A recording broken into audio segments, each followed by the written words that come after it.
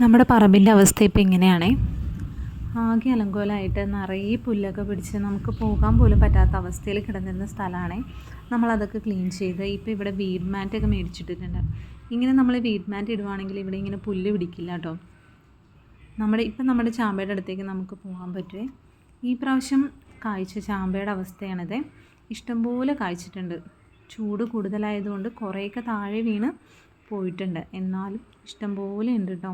ഒരു കുലകുല പോലെ ഇങ്ങനെ കിടക്കുന്ന കാണാൻ നല്ല ഭംഗിയാണേ.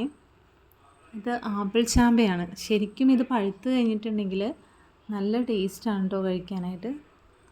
ഞാൻ ഇതിനു മുമ്പ് ഇത് പഴുത്ത് നിൽക്കുന്ന വീഡിയോസ് ഇതിനു മുമ്പ് ഞാൻ അപ്ലോഡ് ചെയ്തിട്ടുണ്ട്. അത് കഴിഞ്ഞ പ്രാവശ്യം പൂത്തതിൻ്റെയാണ്. ഈ പ്രാവശ്യം അതിനേക്കാളും കൂടുതൽ പൂത്തിട്ടുണ്ടെന്നാണ് എനിക്ക് തോന്നുന്നത്. കുറച്ചൊക്കെ നമുക്ക് മരത്തിൽ നിർത്തിയേക്കാം. പാവം കിളികളും കുറച്ചൊക്കെ കഴിച്ചോട്ടെ അല്ലേ. ചൂട് കാരണം കുറേ പഴുത്ത് പോകുന്നുണ്ട് കേട്ടോ. അതുകൊണ്ട് വേഗം തന്നെ നമ്മൾ ആവശ്യമുള്ളത് പറിച്ചെടുക്കുന്നതാണ് നല്ലത്.